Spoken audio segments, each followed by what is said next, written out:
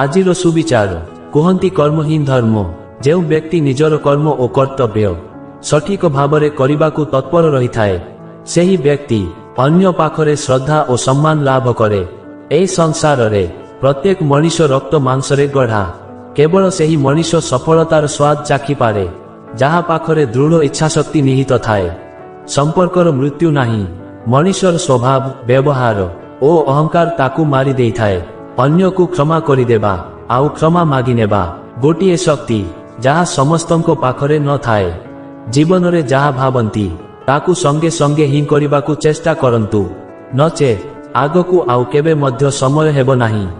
ଜୀବନରେ ଯିଏ ଧୈର୍ଯ୍ୟର ସହିତ ଅପେକ୍ଷା କରିବା ଜାଣିଥାଏ, ତା ପାଖକୁ ସବୁ ଜିନିଷ କୌଣସି ନା କୌଣସି ପ୍ରକାରେ ନିଶ୍ଚିତ ପହଞ୍ଚିଥାଏ। ଜୀବନରେ କେବେ ବି କାହାକୁ ଅଦରକାରୀ ଭାବିବା ଉଚିତ ନୁହଁ, କାହିଁକି ନା ଭଗବାନ କାହାକୁ ବି ବିନା କାରଣରେ କେବେ ବି ସଂସାରକୁ ପଠାନ୍ତି ନାହିଁ। ଦୁଃଖ କଷ୍ଟ କେତେ ଭାଗ୍ୟବାନ ଅଟନ୍ତି ଯାହାକୁ ପାଇ ଲୋକେ ନିଜ ଆପଣାର ଲୋକଙ୍କୁ ମନେ ପକାନ୍ତି, ଆଉ ଧନ ସମ୍ପତ୍ତି କେତେ ହତଭାଗା ଯାହାକୁ ପାଇ ଲୋକେ ଆପଣାର ଲୋକଙ୍କୁ ଭୁଲି ଯାଆନ୍ତି। ସମୟ କଟେଇବା ପାଇଁ ବନ୍ଧୁତା କରନ୍ତୁ ନାହିଁ, ବରଂ ବନ୍ଧୁଙ୍କ ସହିତ ସମୟ କଟେଇବା ପାଇଁ ସମୟ ବାହାର କରନ୍ତୁ। ପାଣି ନିଜର ସମ୍ପୂର୍ଣ୍ଣ ଜୀବନ ଦେଇ ବୃକ୍ଷକୁ ବଡ଼ କରିଥାଏ, ଏଥିପାଇଁ ବୋଧେ ପାଣି କେବେ କାଠକୁ ବୁଡ଼ିବାକୁ ଦେଇ ନଥାଏ। ବିନମ୍ରତା ମନୁଷ୍ୟର ଜୀବନରେ ଉନ୍ନତିର ଗତି ଦେଇଥାଏ, ଆଉ ଉଗ୍ରତା ଜୀବନର ଜଞ୍ଜାଳ ତଥା ଅବନତି ଆଡ଼କୁ ଠେଲି ଦେଇଥାଏ। ଆଜିର ଦୁନିଆରେ ଲୋକମାନେ କ'ଣ ଭାବୁଛନ୍ତି, କ'ଣ କହୁଛନ୍ତି, ସେଥିରେ ତୁମର କିଛି ଯାଏ ଆସେ ନାହିଁ। ସେମାନେ ତାଙ୍କ କର୍ମ କରୁଛନ୍ତି, ଆମେ ଆମ କର୍ମ କରିବା।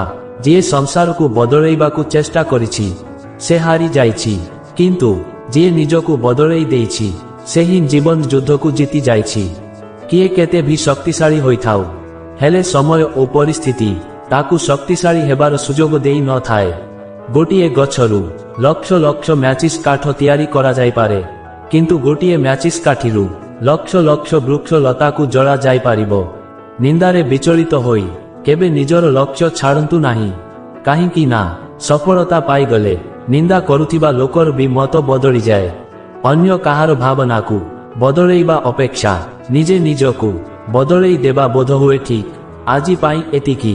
ଜୟ ଜଗନ୍ନାଥ।